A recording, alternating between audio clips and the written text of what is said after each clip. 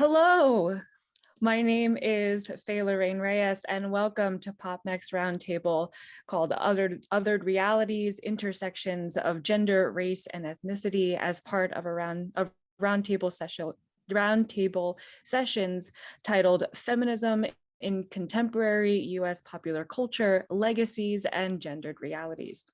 I would like to remind everyone that we'll be having an hour-long discussion, just like we had in our first roundtable, during which attendees should keep their mics and cameras muted. And then afterwards, we'll have a 15-minute Q&A session during which everybody can ask questions to the participants, and to do so they can turn their mic and camera on to pose their question, or alternatively, if you don't feel comfortable with that, you can also write your question in the chat and we will read it to the participants. So today we have 4 speakers with us. We have first Dr. Aria S. Halliday, who is an assistant professor in the Department of Gender and Women's Studies and program in African American and Africana Studies at the University of Kentucky.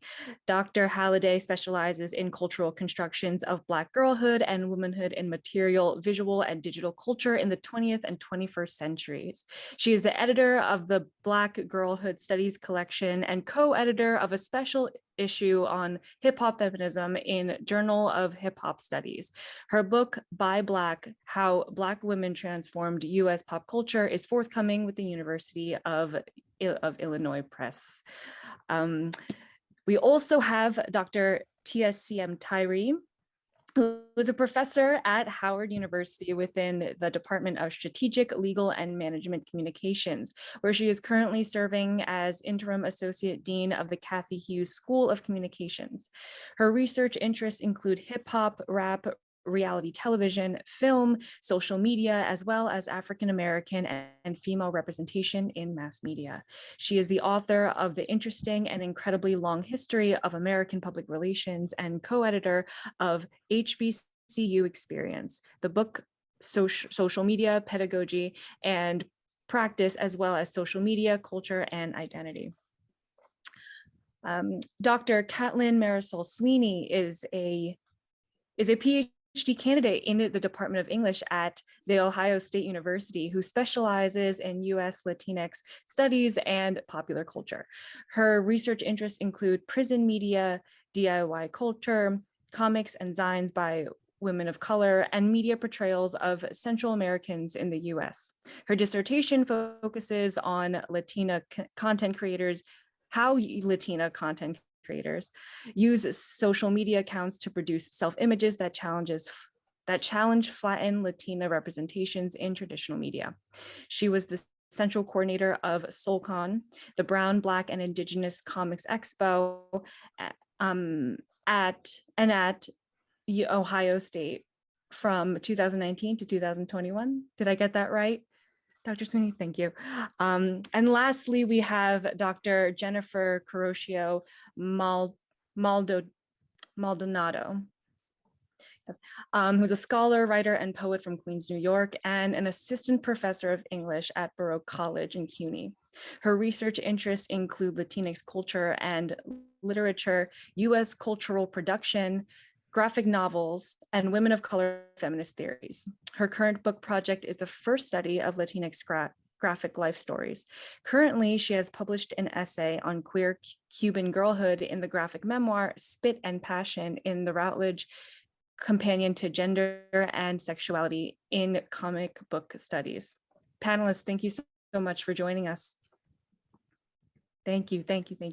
So this roundtable will aim to discuss the importance of an intersectional lens between race and feminism, how it reveals itself in cultural currents and popular culture, and the work that needs to be done in order to translate that political awareness to material changes in policy.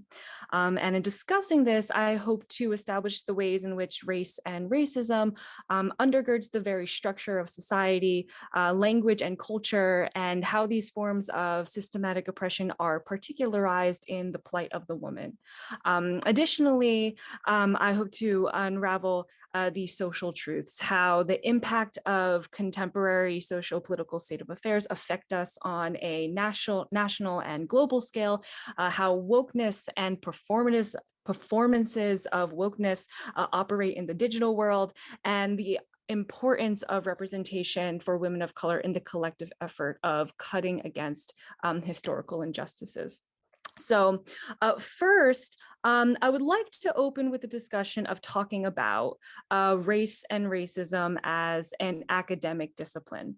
I think this is a necessary note to make, as academia is widely acknowledged by people and scholars alike as a dying institution, with changes to funding and decrease in public demand. So in a country, specifically in the US, where the adjunctification of the neoliberal university has inevitably shrunk the market for intersectional feminist scholars, how do you propose we continue to make these very important scholarly voices known? And how do we survive a criticism within a male-oriented landscape?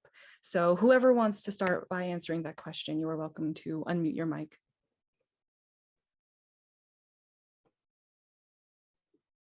All right.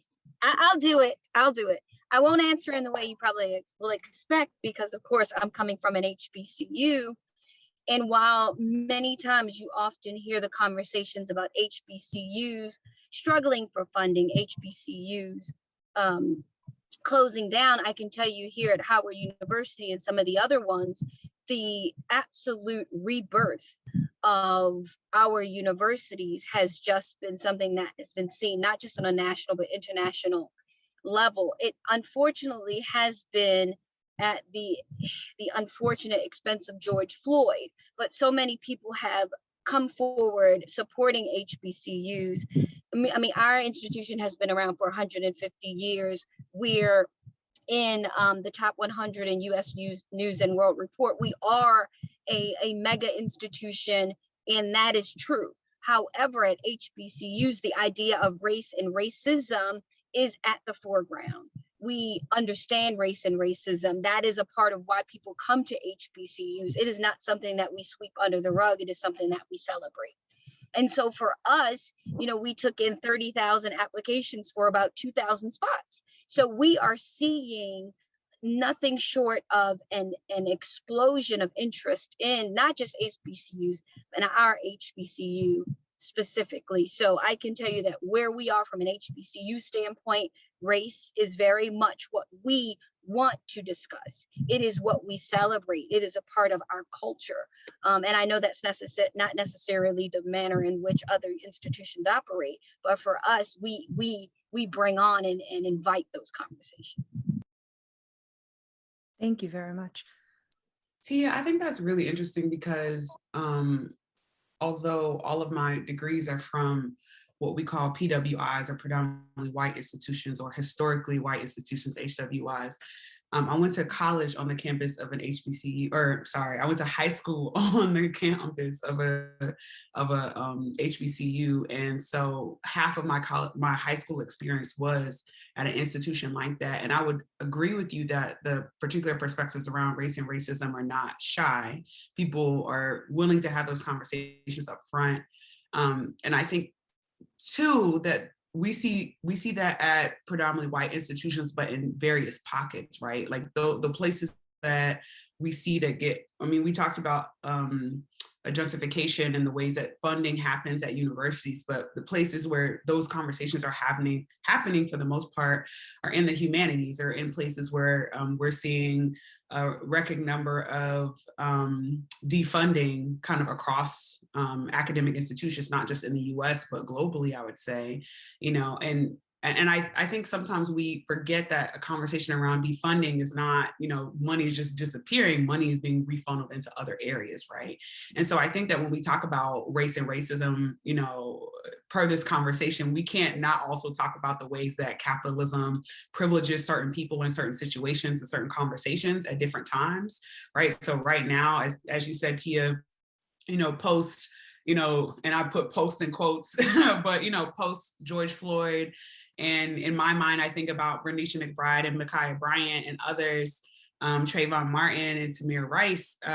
People are willing to have those conversations. And so money is getting funneled into those places, but there are people who've been having these conversations for a long time, and those places are not necessarily seeing the same kinds of funding support.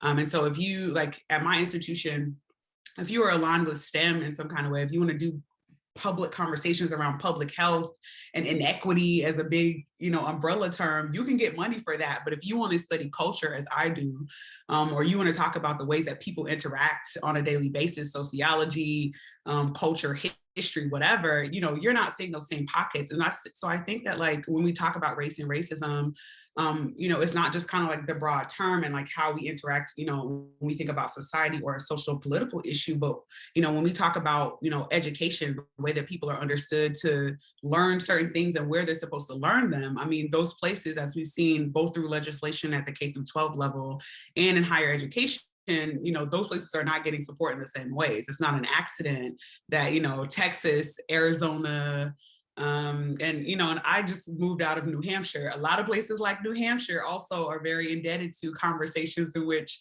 race is not a topic, but they use conversations like equity or, crisis, public health crisis, to kind of mire the discussion and make it one that's not really about race and racism. And so I think that, historically fields like mine and Jennifer's, honestly, as American Studies scholars, the conversation about race is one of the first things we talk about, the history of race in the United States, formations of race, globally.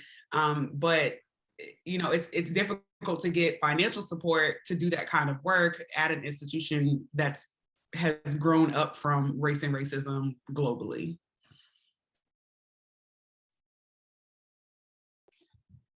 Yeah, so the thing I can keep thinking of right now, especially since this larger roundtable and event is about pop culture, and the analogy I keep making is this past year, and I promise this will make sense. This past year in pandemic TV, I've been noticing all of my shows that came back after, a year of figuring everything out, all of a sudden are dealing with COVID, which, okay, fine, we can, discuss like if we want to actually see our reality on TV. But what I noticed, like Grey's, This Is Us, all like my shows, all of a sudden race exists now. All of a sudden the protests, all of this, but I'm like, it's been happening, but I guess, these white writers finally, they had to be home for a year and they were forced to kind of rectify, for I think once in their lives, like, oh shit, this is an issue. And so it's just been really interesting this past year in popular culture in TV that this isn't, this is happening. And I feel like it's very much I'm seeing in academia as well. In like the last 5-10 years, all of a sudden now we give a crap about it when there have been scholars who we know historically. I know, for me coming, my academic, grandmothers and like, who I want to pay respect to and pay debt to have been doing this for years. So talking about Audre Lorde and Gloria Anzaldúa and all those, the Black feminists, thought collective and Latina feminists and, Native and Asian American collectives that have been doing this work from the kitchen to the streets to, the classroom, that like this has existed. But now all of a sudden, when particularly, kind of the white heteropatriarchal establishment discovers, oh yeah, race is a thing, we should start talking about it. Now it's become sexy. Let's, start putting funding into, like Aria said, is doing all of a sudden now the STEM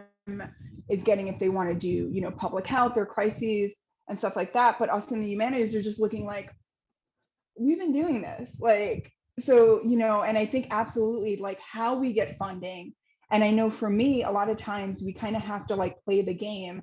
And so many funding applications I've had to write to both my university and to like outside universities of like having to use the language of DEI, diversity, equity, and inclusion to get that money to then do that work and then, kind of come in and, and so for me, I think it's just really important that we acknowledge our debts to those who have come before us, who've already laid down that work for us. Like, this is not anything new, just because it's new to you. Like, and so I think for me, that's where I'm coming from.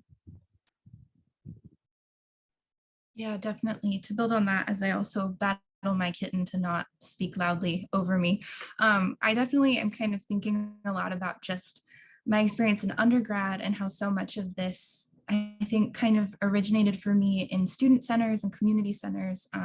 Especially, I went to undergrad in Southern California. I'm now in Ohio at a PWI, and that transition was really rough for me, and kind of not really realizing how much of a context shift that was going to be, and kind of going from what was really unique for us of having kind of a majority minority campus, as they called it, to now being at an institution where there's sort of a very different framing around kind of what is like diversity and equity look like.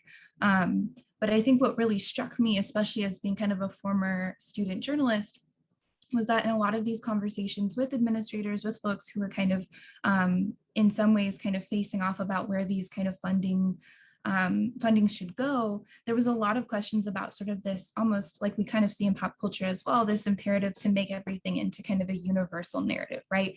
Like, so for example, the kind of large conflict that was happening in my undergrad was sort of the debates over getting a Latinx student center and a Black student center. And so much of the conversations that would happen in student government and then kind of at larger levels would be about, how are white students going to feel in these spaces? How are these spaces sort of made comfortable or palatable for them? What kinds of resources can they get? Can they get free printing? That was always kind of like the hot ticket item of like, everybody needs free printing, so all of the computers should be available. And it was really interesting to kind of have that as my origin point, especially because at my undergrad institution, the majority of the professors who were teaching on race and racism were adjunct faculty members. And so to kind of see a kind of scarcity in the budget in terms of kind of what faculty members are protected, right? Who's being supported as they're doing this work, and especially emotional labor. And then in looking at these various community spaces, time and time again, a lot of us would advocate for saying, what would it look like to have kind of a woman of color as a director of a center, right? And so often it would instead be kind of a man that would go into those positions. And so I think it's really interesting also to see how, even as we sort of see spaces start to open up, there's also a kind of preserving of putting men or men of color in those positions over like women of color, femme folks, right, trans and non-binary folks. And that made for a really messy and kind of complicated, I'm trying to think of the word to kind of go here for, but just kind of a very interesting kind of embodied experience, I guess, as that starting point for me of sharing these spaces, but then also being instructed to make these spaces available for everyone in ways that really deeply ignore the context of why we need spaces to begin with. Thank you very much. So Dr. Maldonado, I'm so sorry, Dr. Maldonado mentioned pop culture. Hold on, let me just pause you right there. It's yes. It's Dr. Caroccio Maldonado. Okay. Thank you very much, Dr. Caroccio Maldonado. Thank you very much. Mentioned the Netflix shows, or just shows that were made available to us after COVID. One of them that I personally am watching is a show called The Chair, starring Sandra Oh. And there is this scene. Now, there is this scene, without giving any spoilers, where the students are protesting against a professor that they say they are going to cancel.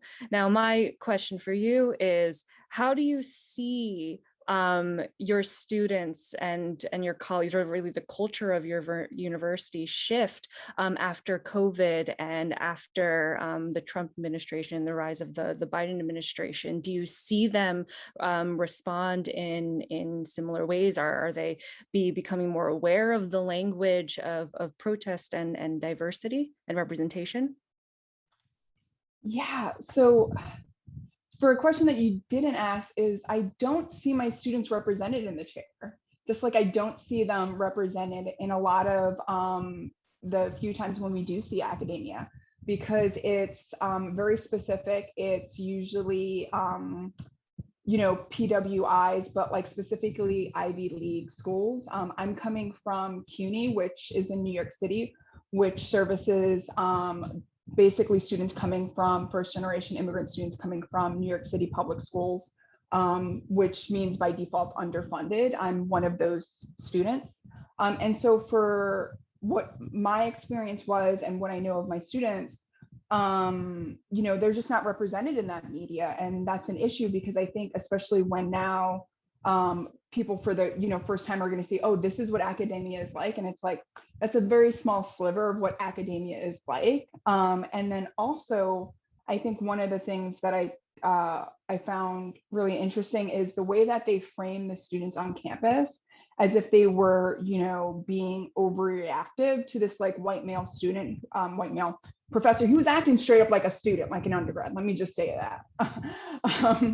But the way that he can just so like lazily, throw up that, Hitler's salute and then all of a sudden be like, oh no, was that not something I should be doing or I should be giving context to? Like, I get you're having a hard time, but we're all having a hard time.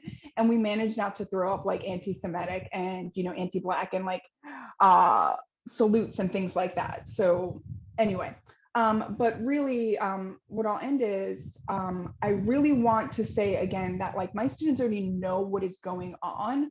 They're working full time and, they experience this before they get into my classroom, and I see myself and my role as an educator and why I stay in academia is because I want to give them a language for their experience. They already know what's going on when I explain to them about intersectional feminism and I tell them about Kimberly Crenshaw. They already understand the way that works, particularly my women of color and like Black women students. That's nothing new to them, but I'm giving them that language then so they can go out into the world and question what's going on and advocate for themselves and, also push back against misrepresentations on media and stuff like that. So really for me, I'm just here to like help my students already, kind of get through those, those systems of oppression. But, as scholars, we think of like how theory comes into play. And it's really for me, it's giving them a language to those experiences. To kind of add on to that too, I think I have kind of a very strong love-hate relationship with Netflix. I think, a lot of what's been kind of populating in my brain is like with all of these new streaming platforms, we definitely kind of have the possibility, right, that more shows are being made, that we have sort of more potentials for characters to be created, even as we're also kind of seeing the fact that like so many platforms are choosing to kind of greenlight limited series of 6 to 8 episodes. So that kind of character development doesn't always happen sort of as fleshed out as would be kind of necessary to make three-dimensional characters. But I think something with The Chair and also other shows that are kind of Netflix originals like Orange is the New Black or Moxie, as we see kind of an ongoing tendency from Netflix to sort of structure the presence of people of color on screen as oftentimes being kind of a suffering support system for a white protagonist. And I think that's sort of the headache of The Chair in some ways, right? Is we have this so many like rich and textured kind of dimensions to Sandra Oh's character, but then we have sort of this really unnecessary kind of stapling onto her character of this really obnoxious white professor, right? Who is just absolutely doesn't need to be there in the capacity that he is. But I think much like in their other originals where we see sort of these white characters who take up so much screen time, and in taking up that screen time, so many of their interactions are happening kind of at the expense of their colleagues, right, who are people of color. I think it's a really kind of strong frustration then to see that like even as we are hearing more calls for kind of more representation, in the representations that we're getting, we're still seeing a tendency to kind of identify that people of color should be on screen only to kind of symbolically or physically suffer, right? Whether it's to be sort of like the butt of a joke, to be physically harmed, especially in something like Orange is the New Black. So often the camera is as close as possible to Black and brown folks in states of suffering. And I think that, to kind of echo Dr. Jennifer, this is not the kind of media that for me, and bringing that into the classroom would be productive or conducive to having a conversation with students about what it means to kind of have a nuanced narrative, when it seems so clear that Netflix wants to hold on to having white protagonists, but want to find ways to kind of sprinkle in conflicts for them that initially promised this kind of potential futurity for a person of color, and instead kind of gradually reveal for us that that future isn't possible. And I'm just not personally invested in media that kind of seeks to put the audience through this really intense suffering as well, of kind of seeing these possibilities for hope and futures being created and then kind of whisked away and suggested as if kind of a futurity is not possible at all.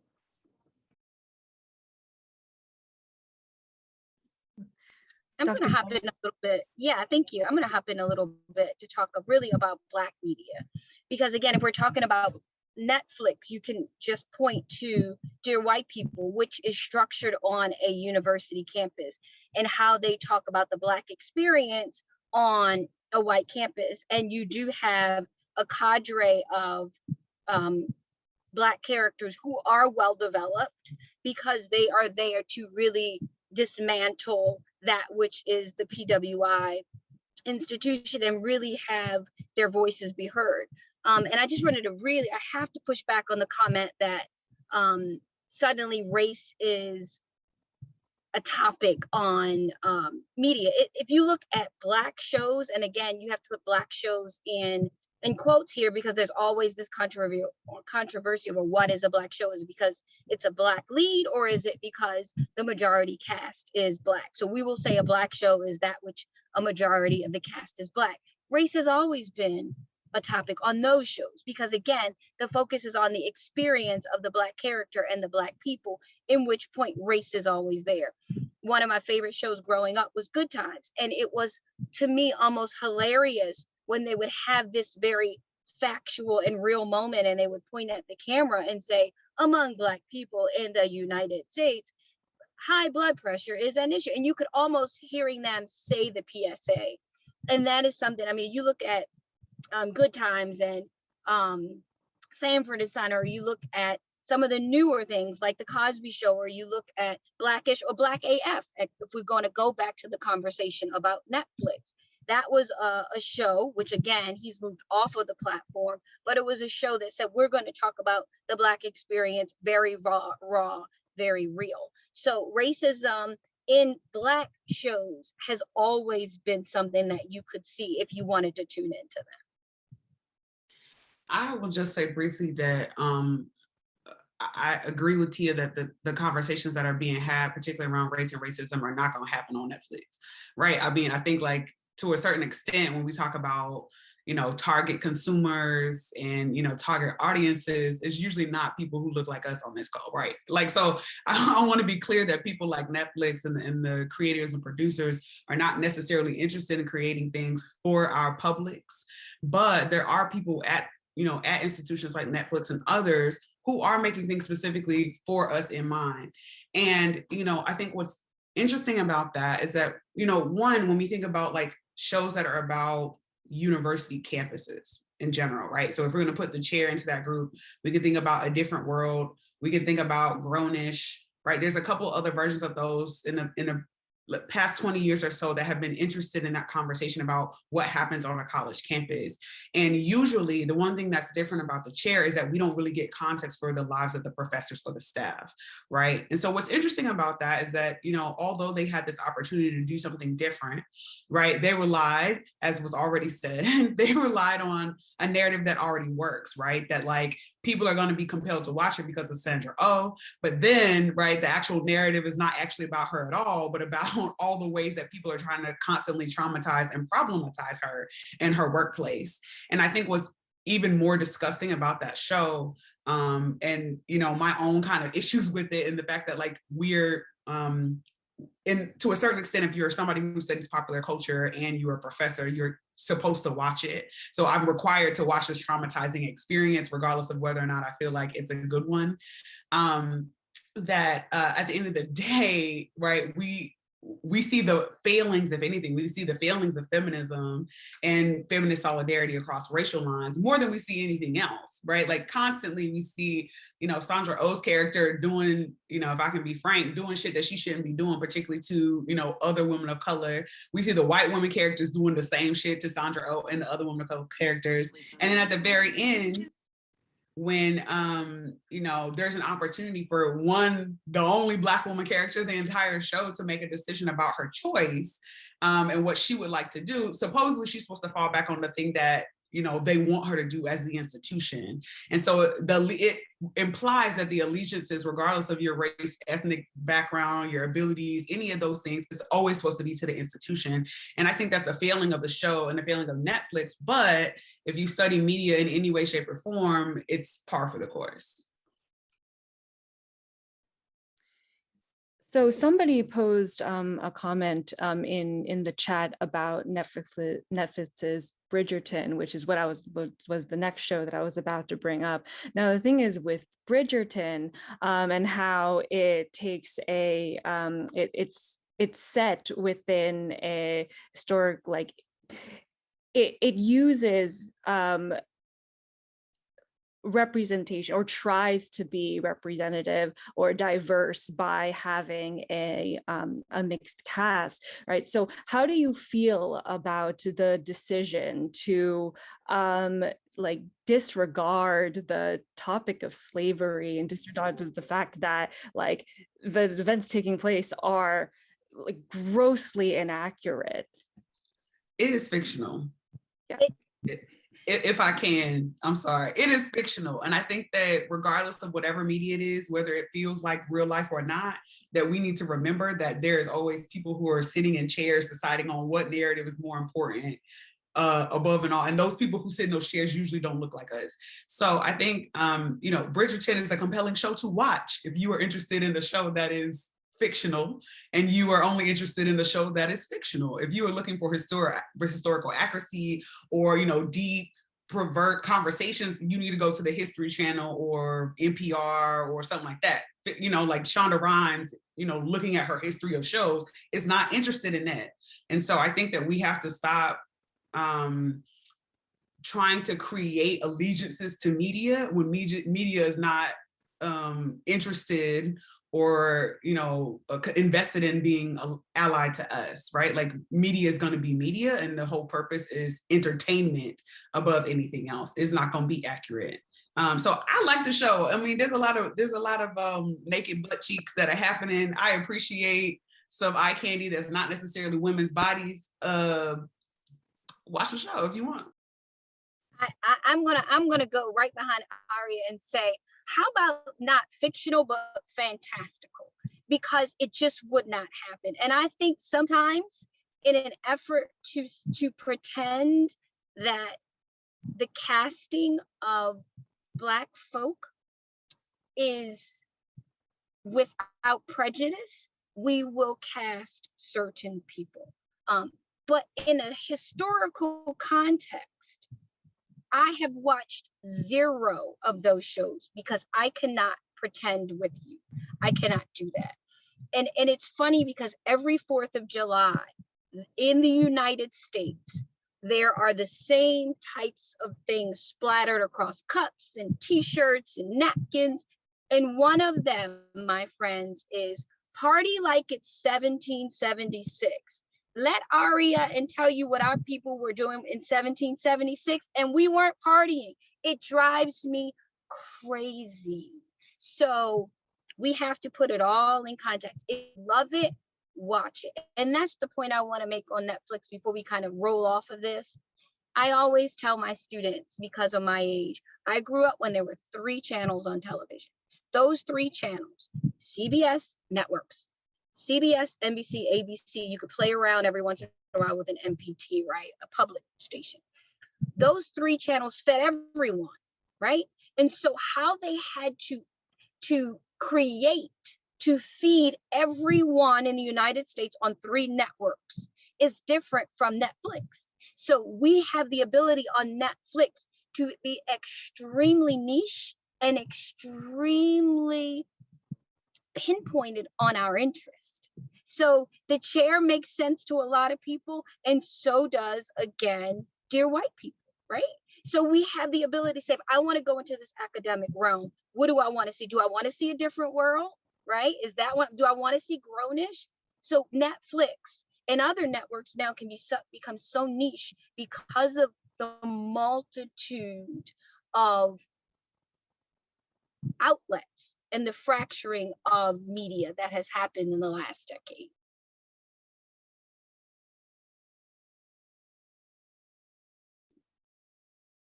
Dr. Caroccio, Maldonado, and Dr. Sweeney, do you have any comments on that?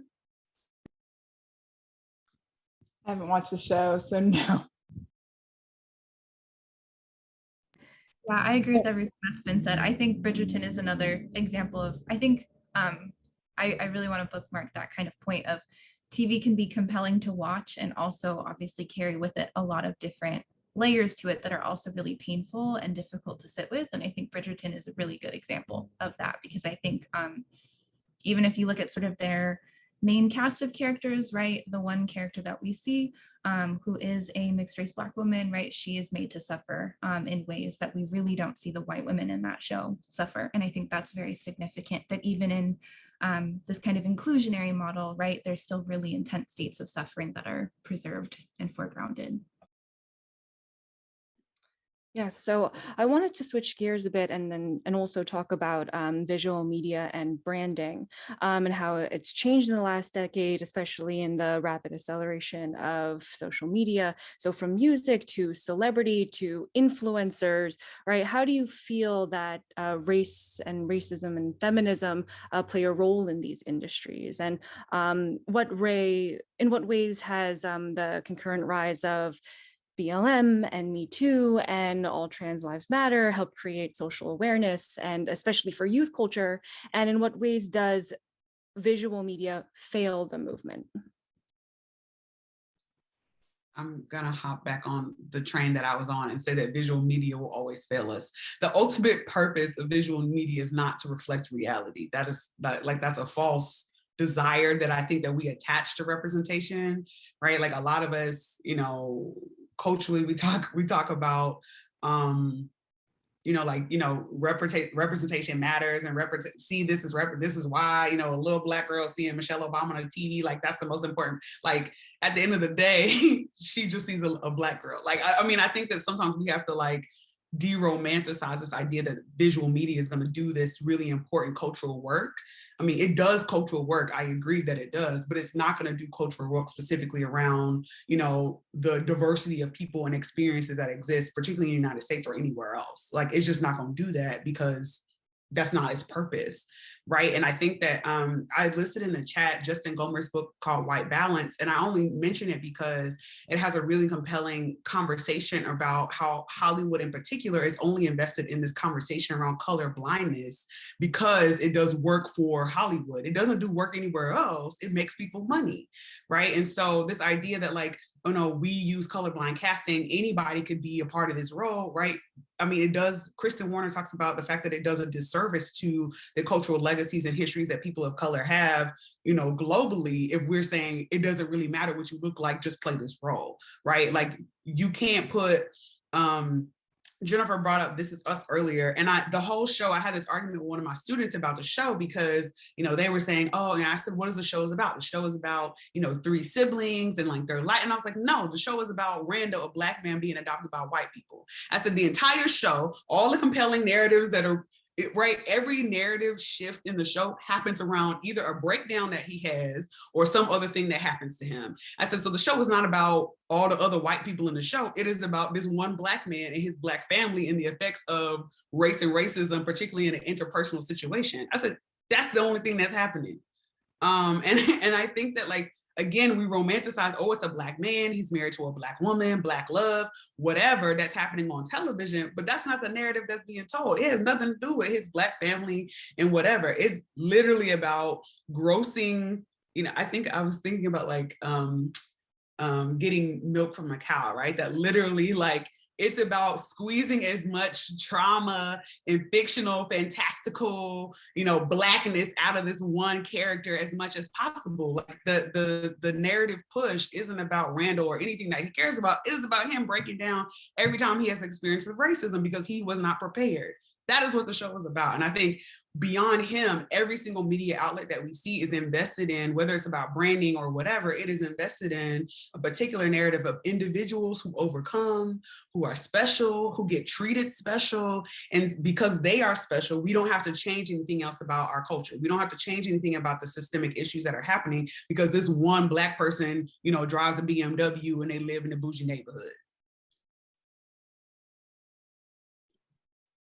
Yes, Dr. Tyree. Yes, I'll hop in really quickly to I'm going to say one thing to Aria's point, and then I'm going to pivot off of it. One of the most interesting things that I was taught, and I want to say that because I think we always have to be learners, no matter who we are, and even as teachers, we have to learn. But I was listening to someone one day talk about Black girl magic, and it was a term that I had used. I have never used it since that point. And the whole conversation was, there is nothing magical about a Black girl being excellent, right? She is excellent. That is not fantastical or magical. It's okay. And we have to normalize Black girls being amazing.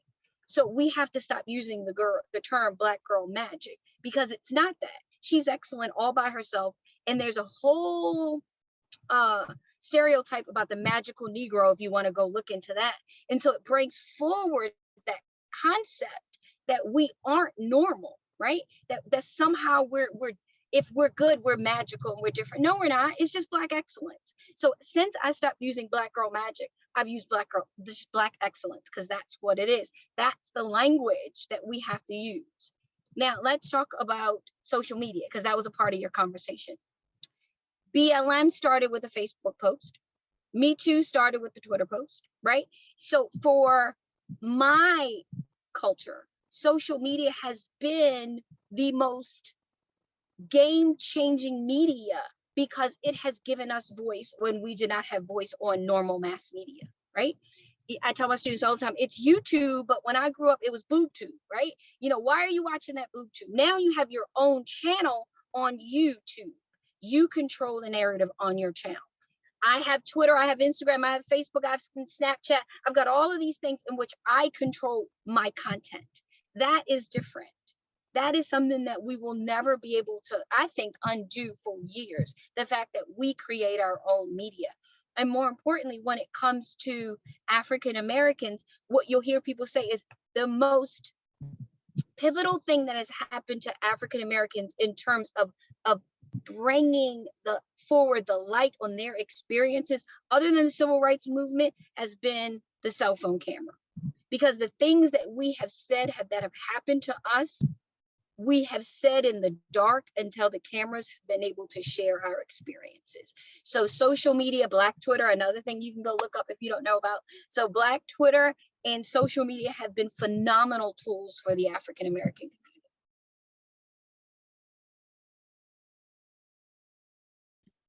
So I also have a question about visual media and branding. So visual media and branding says something about our relationship with celebrities and entertainment, right? So in this relationship exists parasocially. The career of the celebrity doesn't thrive without the emotional and consumerist support of the fans, and the fan adoration sustains wouldn't sustain if the celebrity didn't benefit them in some way, right?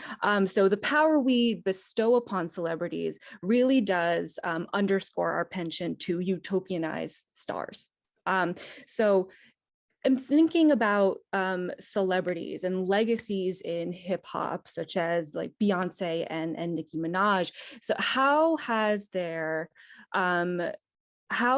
presence, how have they capitalized on visual branding within their stardom? And how has their work act as a form of Black female empowerment that promotes sexual autonomy in the age of police brutality? Well, since I write about this, I'll say it quickly. There's a lot of things to read, but I will say that, you know, Beyonce, like many millennials, Beyonce, like many millennials, grew up in an environment where figuring out how to make yourself special made you money. Your particular perspective, your particular aesthetic was one that made you money. This conversation around branding, yes, it existed before, like McDonald's and big corporations and stuff, but the conversation around personal branding and like you need to be a brand, protect your brand as yourself kind of thing is a new development in the last decade or two. And I think Beyonce is a great example of what it means to have to control your brand and control yourself in particular types of ways. Beyonce is a great example because there is not a picture that appears anywhere of Beyonce that she does not own. Beyonce is a great example because there is not music or a conversation or anything that is posted that she does not own. And even if it's something that is, one, she's going to get paid for it. And two, she's going to figure out how to control it. You might recall the altercation between her sister and her husband a couple of years ago. And it became a line in the song, right? Like she is interested and invested particularly, and I bet you if you go try to find video of that, you can't find it anymore because they have purchased it and deleted it. And so Beyonce, beyond herself, has a team of people who are dedicated specifically to protecting her brand and making sure that you think Beyonce, the celebrity, is also Beyonce Knowles Carter, the person. And I think that that's one thing that social media and visual branding has created for us, that there's some kind of symmetry between the performance and the person, where I think in previous generations, we understood those to be very distinct and different things. There was one other thing about visual branding that I wanted to say that I'm starting to forget.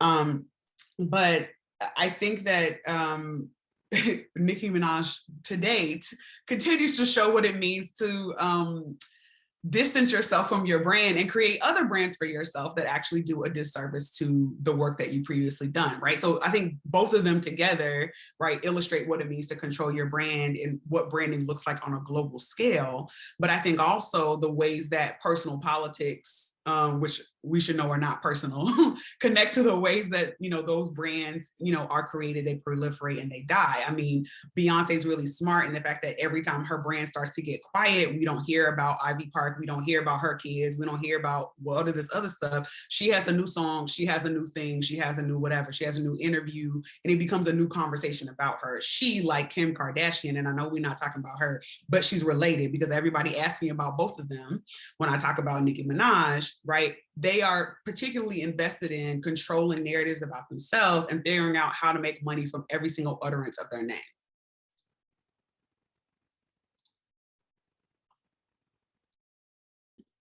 Yes, Dr. Sweeney.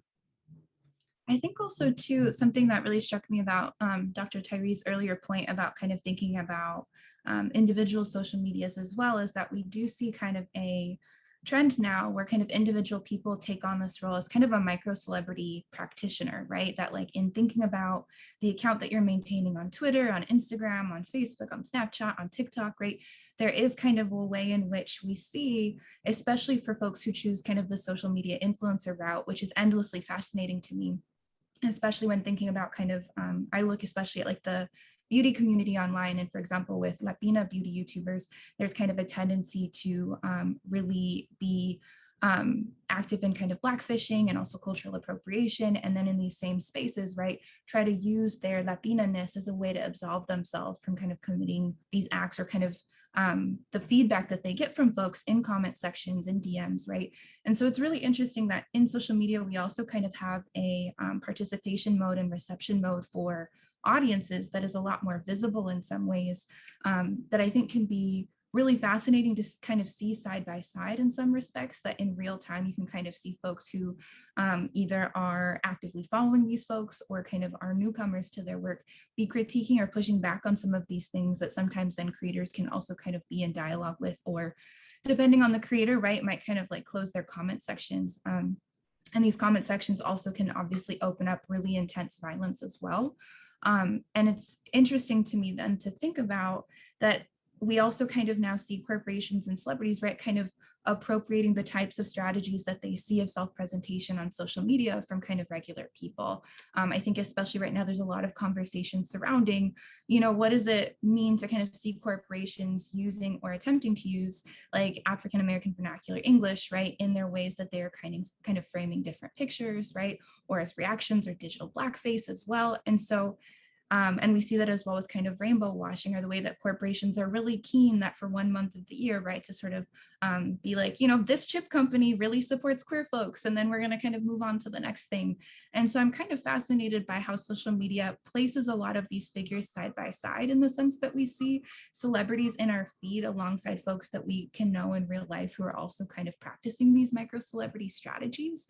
And then kind of depending on this moment in time, right, we also see kind of images of violence as well that can also be kind of in that same feed. And so I think it's interesting then that when we're talking about branding, and especially with self-branding, in a lot of ways, the regular person is also kind of invested in this practice, because we see time and time again that algorithms and platforms really do kind of prioritize and reward folks who are actively engaging in these platforms with kind of potentially making their posts more visible, while at the same time we see shadow banning and different kinds of strategies that are designed to intentionally limit kind of the speech, especially of like Black folks, right? Indigenous folks. We saw this with missing and murdered Indigenous women and Two-Spirit folks, that posts were being shadow banned on Instagram. And I think it's really interesting to think then that these social media platforms have intentionally ambiguous kind of guidelines, or community guidelines, as they so often call them, that are intended to kind of be so broad and so difficult to kind of catch, that when they enforce them, right, there also is kind of this reversal that happens as well, as sort of saying, well, this violence or this erasure didn't happen because you can't point to anything concrete to show that we did this. So I think it's interesting to see now that in kind of a 21st century context, we see kind of the regular person in some ways kind of visibly foregrounded more and more, and no longer kind of exclusively situated in more of kind of like a fan or spectator role.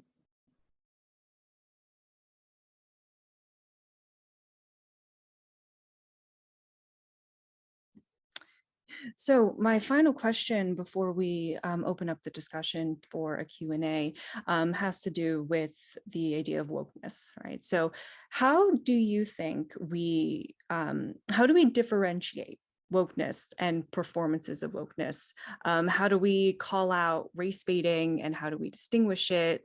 And how can allies of intersectional feminism, predominantly white cisgendered folk, actively decenter themselves in discussions about race?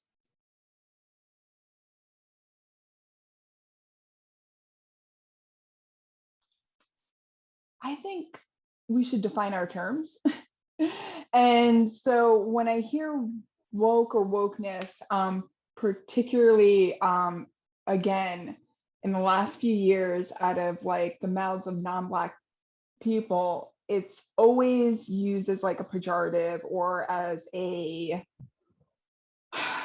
sarcastic, like, way that's not only like appropriating AAV, but like as this, dog whistle.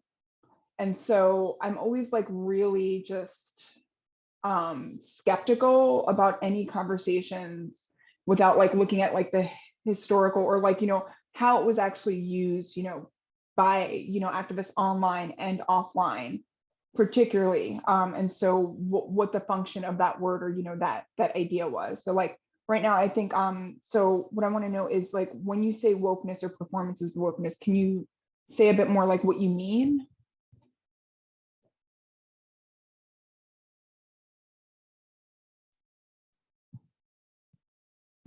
I'll hop in while she's struggling with her audio.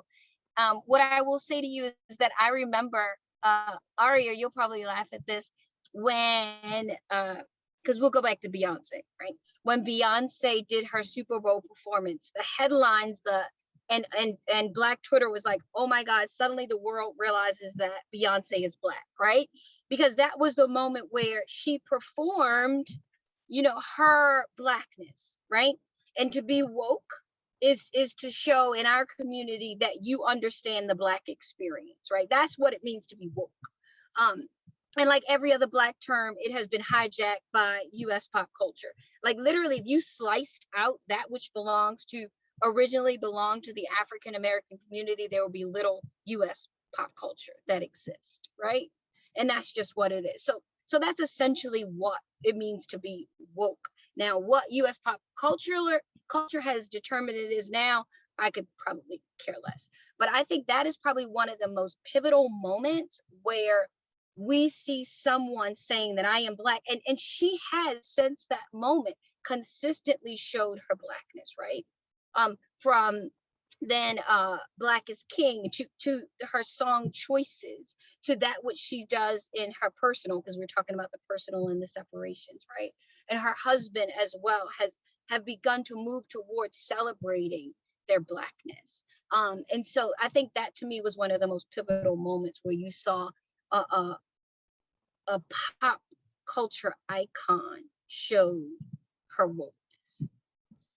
I think what's interesting about that is that previously we didn't require that type of performance of people. Like Diana Ross didn't have to say, I care about being Black and I'm going to Africa and I'm doing this Black stuff to show that she was Black. Michael Jackson, for a lot of people, was always and will forever be Black. We can talk about all the ways that he's understood as not Black, but he's a Black man, right? And so I think that it's interesting that our particular political moment ask people to do a kind of performance of whoever they are, and that it's not believed or received or understood until you put it as a banner on yourself. And I think, Lil Nas X's Montero and the kind of rollout and the marketing of Montero, his first album, has been really interesting for this reason. He has always been a gay man. It was very clear from the very beginning that he was a gay man, but like, he has gotten increasingly explicit about explaining how and why and in what context he's gay. And I think that people, a lot of people, whether they like his music or not, really respect the fact that he holds really clearly to what his lines are.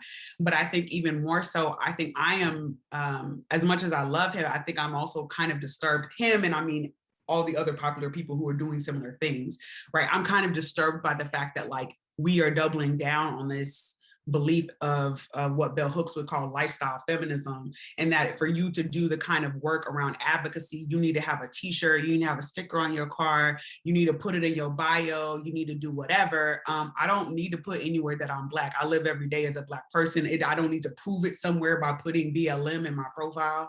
And I think that if you're really an ally, to the second part of your question, you don't need to be proving it anywhere. You should shut your mouth and follow people and do the work. Put your money where your mouth is, put your work where your mouth is, and say like, okay, this is what I'm trying to do. I think that people want to rely on stuff that's easy. We want a quick fix. We want something that's going to be a sticker. We can just erase, a simple statement that I said in 2012, or I did this really racist thing 5 years ago. It doesn't matter now because I'm better. And I think that people need to continue to be in community with people who are oppressed, means to do the work on a regular basis, right? And be uncomfortable with that.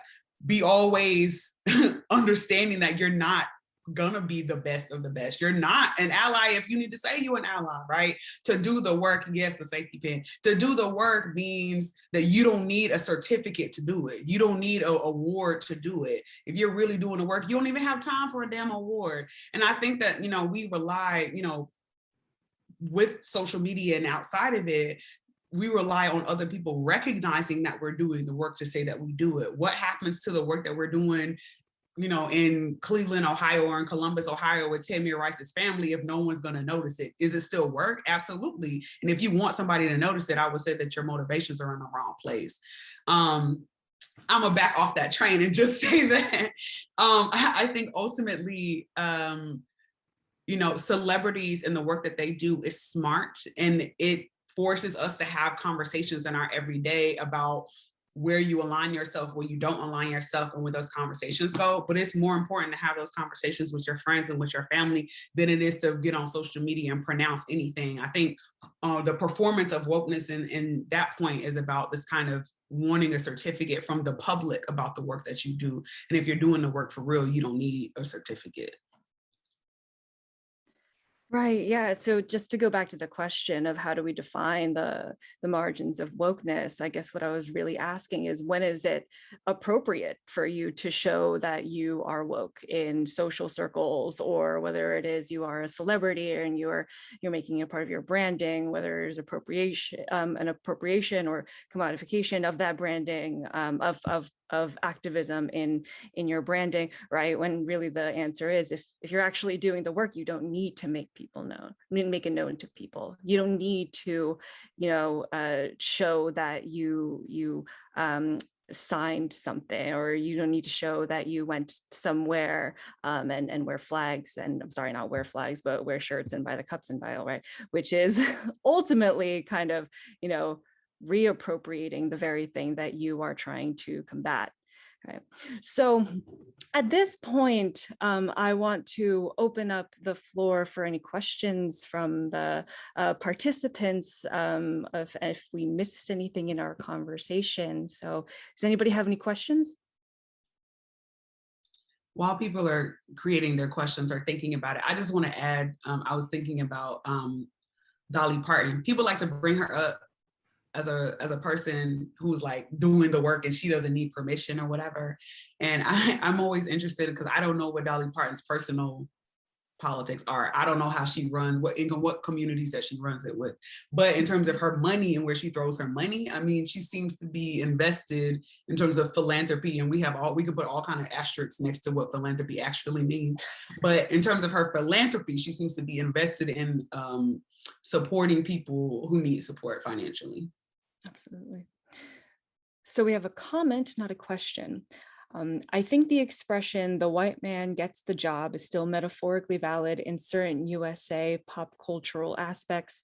In many movies, songs, clips, we find the man and the white is presented as the hero, the superior, or the knight in a way, while the African American in general and the African American female in particular is presented as the weak party, backstage person, supporting character, but not a main key person. Nevertheless, we can find some bright spots of non-white females shouldering their ways in spite of the aspect of racism, like having our esteemed professors, instructors with their splendid, admirable, respected, and enriching presence in this session. So I think too, this is a comment in reference to this, but I think too, it depends on what you're watching, right? I mean, I think you can actively be invested in not watching things where white people are the main subjects or the main characters. There are a lot of platforms, there are a lot of opportunities to be engaged, whether it's on YouTube or it's on social media or it's in the Netflix or whatever it is that you're watching, and characters that are not white and is not propelled by a white storyline. So I think that, yes, I agree. Like I said, Hollywood is invested in particular narratives, and they will continue to be, because it continues to make the money by the white populace who wants to feel better about themselves. But at the end of the day, I mean, there are other places to get those connections if you want them. Can I just do a quick comment, because I know Anna and Katlin have their hands up. That I was answering an email, doesn't matter what it's about, but they were commenting, and they asked me if I watched Cuties on Netflix. And my response was absolutely not, for several reasons. One, I had read enough about Cuties to know the content. And two, I refused to watch it because Netflix doesn't know that I'm watching it as an academic trying to investigate the content, or if Netflix only is counting that watch. So media literacy, Aria, becomes that moment that we always have to continue to talk about as professors, where we are strategically picking that which we put in our brain and digest, but also we are strategically picking that which we are not. If that content does not speak to you and you don't want to show that it is popular, don't watch it. yes, Dr. Sweeney. Something I wanted to also put out there too, because I was really struck with the kind of point about the hero, right? That immediately made me think of Eva Longoria, because both her and America Ferrera as Latina celebrities have tried to really cultivate a kind of activist brand that we're seeing really be something that folks are really kind of monetarily invested in, right? And especially, I think, they formed recently a platform called Poderistas that's all about Latina empowerment. And kind of a strong gripe I have with Eva Longoria, Gina Rodriguez as well, and a lot of other Latina celebrities, especially non-Black Latina celebrities, is that we see kind of a consistent trend in sort of as situating oneself as a Latina activist, doing so in ways that kind of intentionally take the mic from Black activists, right? And I especially think of kind of most recently, Eva Longoria kind of made this point of, you know, trying to argue that Latinas were like the real heroes of the 2020 election, which is factually incorrect. It's just like wrong, right? And when she got pushback on it, and this is very similar to when Gina Rodriguez in the past has also tried to take the mic from Yara Shahidi, right? And be like, no, she's a model for all girls, not just Black girls, right? I think there's a really interesting kind of defensiveness that comes into play here of Latina celebrities trying to argue, and especially Latina stars trying to be like, well, I'm trying to uplift Latina women or Latinas in general, right?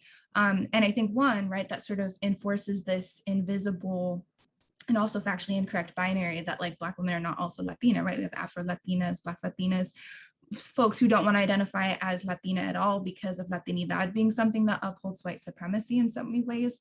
But I think it's really interesting to kind of see this way in which with somebody like Eva Longoria, who's really tried to strategically move past kind of the stereotypes and the fiery Latina image that really propelled her into stardom initially, as she's moved into kind of directing and producing and attempting to kind of present herself as someone who's really invested in kind of nuanced Latinx storytelling, consistently we see that she's not receptive to the criticism of when she's getting it wrong, right? But she's also kind of doing so in such a way that's really suggesting that kind of solidarity isn't necessarily happening in these spaces that are kind of invested in a star as brand kind of methodology. Anna, did you have a question? Yes. I was thinking about something that, for example, Andre Brock works on, that is humor in Black Twitter, that is used as a cathartic way to react to stuff that explodes on social media, you know, to stuff that is in the news, and Black Twitter uses it, uses humor and meme and stuff like that to react, especially when, of course, race or ethnic issues are involved. And I think that in a way applies to Latinx Twitter as well, because I'm thinking, for example, to the reactions when American Dirt, the novel, came out, and you know they made their writing my Latino novel tweets that were quite funny, and they did have something very peculiar to them. So I was thinking, do you think that gender plays something in that? Is there a different way in which women use, Latina women and Black women use this humor and this kind of reaction on Twitter, for example, in social media in general?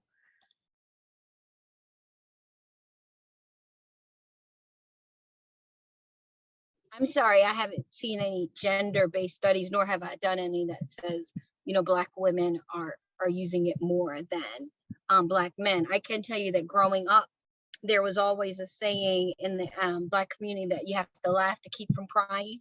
And that is what undergirds, I think, Black Twitter, that often when trauma and tragedy comes forward to the Black community again, we laugh at it because we feel like that is one of the ways in which we can cope with it. But I have not seen anything that's gender-based, and I can't speak on that part of it. I dropped it in the chat, but Danielle Fuentes Morgan has a really fabulous book called Laughing to Keep from Dying, which references the same saying that you talked about, Tia, on the topic. And although I don't think that she makes particular reference, or I don't remember that she makes particular reference to gender, I think that in a lot of spaces, you know, per kind of typical of Black feminist or womanist theory, that, you know, all of us are in this together, regardless of whether or not we feel like it's a gender conversation. I think I find gendered humor in Black or Latinx in conversations more often when it is an intra-racial conversation, right? And so it's an inter-ethnic conversation, right? So the ways that like Black men continually continue to like double down on misogynoir or misogyny. Black women have a lot of humor for things like that. I don't know that in talking about topics that are specifically about police violence or police brutality or violence in general, that there's more gendered use of humor across platforms. I think it really depends on the topic of the conversation.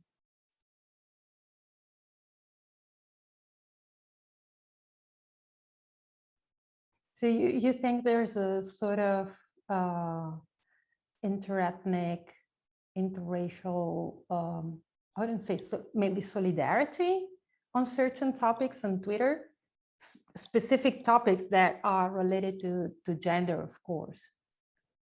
Yeah, absolutely. I mean, I think that, regardless of the ways that I would say our generation or younger generations or people are actively in conversations about harms being done within our communities, that regardless, there's still, white supremacy still exists. And so I think, it is the big bad wolf, regardless of your particular context. And I think because we're all swimming in that as the main basis, a lot of people use kind of interracial, interethnic conversations to have different conversations around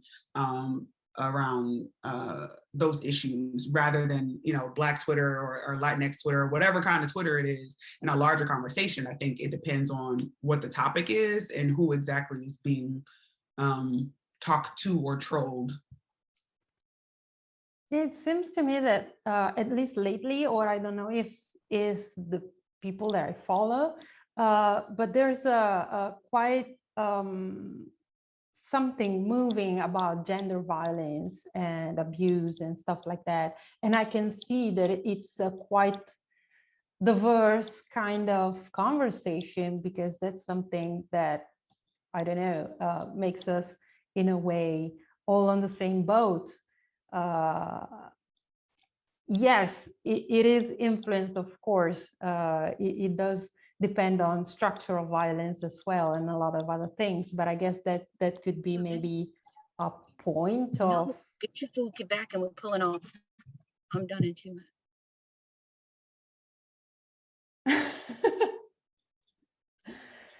Kind of I don't know, a point of encounter, maybe, in a way, on Twitter as well, that's being used for it, that I think it's very interesting.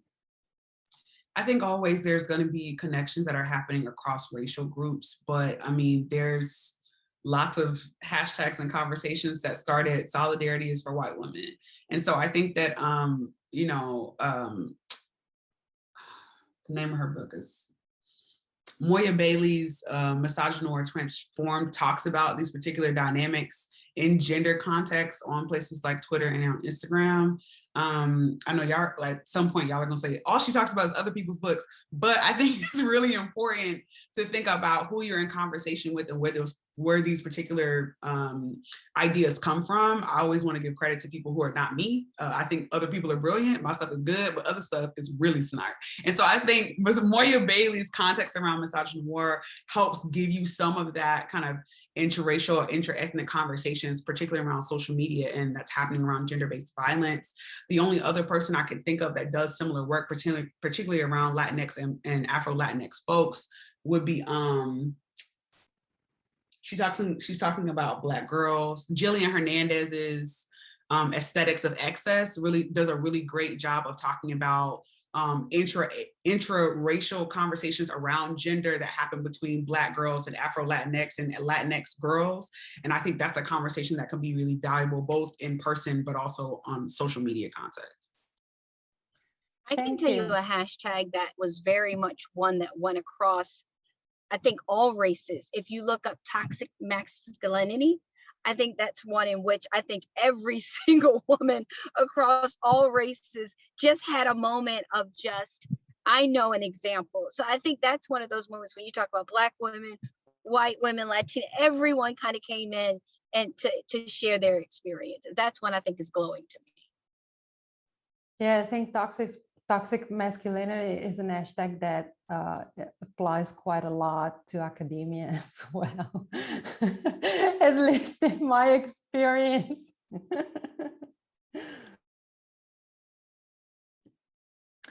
So does anybody in the crowd have any more questions or comments regarding anything that was said? Oh. Okay, I think that wraps up a very interesting and productive conversation about race and feminism. Thank you so much to our panelists. This was very interesting. And yes, thank you all. Thank you all.